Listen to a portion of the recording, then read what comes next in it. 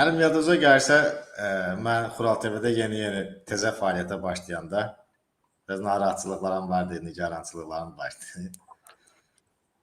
Yəni siz də bir dəfə səmimi söhbət elədik. Dedim ki, müəllim, mən açığı sizi hakimiyyətin projesi bilirəm. Çünki verilişlərinizə baxanda hakimiyyətə simpatiyam artırdı. Yəni öz səmimi keçirdiyim hissləri sizə dedim ki, yəni efirə gələn qonaqlar bizim əksəriyyət də müxalifət çevrəsidir də. Yəni həmin bu gün növbəyə düzünə adamlardır bir çoxu da.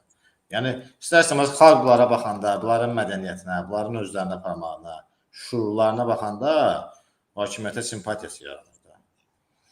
Yəni bu gün belə deyək də, bu ümumiyyətlə siyasi sistemin aradan getməsi mən düşünürəm ki, xalqın xeyrinə olar ki, ziyanlı olmaz. Axı bu belə mühit ola bilməz, belə iyrənc, belə çirkin mühitdə İnsanlar nəyə baxsınlar, kimə baxsınlar? Sonra da qınayırıq ki, cəmaatımız maraqlanmır, dəstək vermir. Yəni belə mühitə necə dəstək vermiyorlar axı? Hansı mühitdən söhbət gedir? İndiki mediada. Azərbaycan ictimai siyasi sektorunda. Ona görə də bir qeyri-müəyyənlik var da. Ona görə böyük partiyaları, müxalifət adına iddia edən qurumları sıradan çıxardırlar. Və hamı da deyir ki, görürsünüz, dəstəkləmirlər. Görürsünüz, heç dəstək yoxdur. Əli-kərimliyə dəstək olmaması sevindirir adamları. Qəribə bir şeydir. Əli-kərimliyə niyə dəstək yoxdur deyə adamlar sevinirlər. Əvəz Zeynallı niyə xərçəng oldu deyə sevinir adamlar. Xərçəng xəstəsindən adamlar prikol tutur. Xalq Əvəz Zeynallıya kömək eləmək istəyir ki, yaşasın da. Adamlar yazı yazırlar ki, 1 manat dilənir. Anlatabilirsən, faciənin böyüklüyünə baxırsan. Faciənin böyüklüyünə baxırsan. Müəllim, sözünüzə qüvvət kimi, sözünüzü yadınızda saxlayın. Deməli, bir gözümə bir şey sataşdı. 4 saat bundan qabaq Eldəniz Quliyev, hörmətli ziyalımız, belə bir statusu yazmışdı ki, valla adam az qalır Ramiz Mehdiyevi müdafiə eləsin. Arxasını oxumuram. Dünən də Validana yazmışdı ki, WhatsApp qrupumuzda. Yəni adamlar bir-birini tanımır da. Eldəniz bəy harda, məsəl üçün Validana harda. Validana yazmışdı ki, bir hadisə ilə bağlıdır. İndi o sual da verəcəm. Ki, mən elə parlamenti dəstək eləmədənsə İlham Əliyevin qurduğu parlamenti dəstəkləməyə daha məqsədə uyğun hesab edirəm. Yəni, nə demək istəyirəm ki, proses, sistem elə bir iyrənc formada işləyir ki, bir-birini tanımayan adamlar, amma eyni fikirləri gəlir ağıllarına, eyni düşünürlər ki, bunlardansa bunlar yaxşıdır, bunlardansa bunlar yaxşıdır. Bu əslində fikrimcə dəhşətli. Allah, biz onu dəfələrlə o vaxtda danışmışıq. Elə Eldəniz müəllimə də, hörmətli Eldəniz müəllimə, Validə xanıma da təşəkkür edirəm. Millətin vicdanına çevrilmiş adamlardandır o adamlar. Mən Ramiz Mehdiyevə münasibətim məlumdur. Məni Ramiz Mehdiyev həbs etdirib Əli Həsənovla bir yerdə, köməkçi Əli Həsənovla və mənim həyatımı tərsindən yazıblar onlar.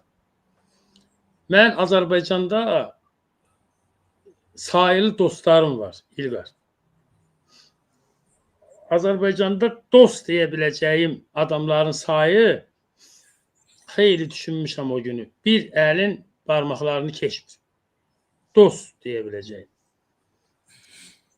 Və Azərbaycandan dünyadan köçsəm, hamımız köçəcəyik də.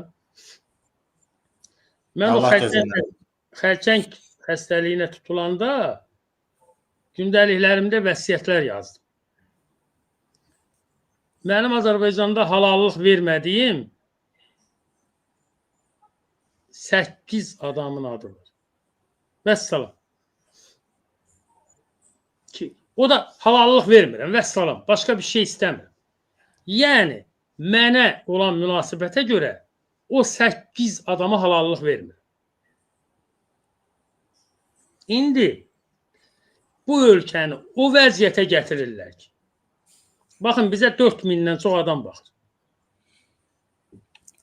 Mənim adlarını da deyir də, daha 8-i demişsiniz adlarını, yoxsa bir 2-3 dənəsinin adını deyir. Yox, onlar bu dünyadan gedəndən sonra bilinəcək. Onlar ehtiyac yoxdur. Yəni ad deməkdən son vaxtlar özünü hiss edirsən, çəkinirəm. Çünki hər ad deyəndə yəni bir sürü şeylər çıxır da meydana. Adamlar çıxırlar, nə bilim cavab verməyə çalışırlar, nə bilim nə eləyirlər. Ona ehtiyac yoxdur. Amma bu ölkədə, bu ölkəni o hətta gətiriblər ki, gətirmişik ki, heç nəyinə inanmaq olmur.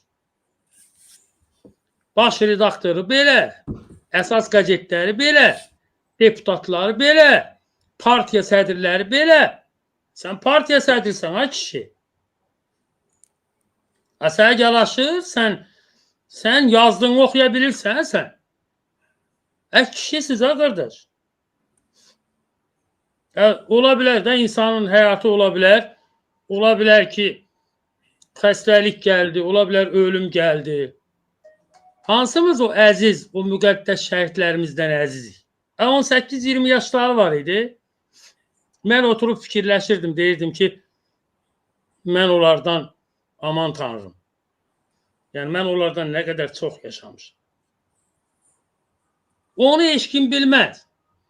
Ölkəni o həddə gətirmək olmaz ki, hamı işverən olsun, soysuz olsun, şərəfsiz olsun, binamus olsun. Ölkəni o həddə aparmaq olmaz. Çünki hamımız bu gəminin içindəyik.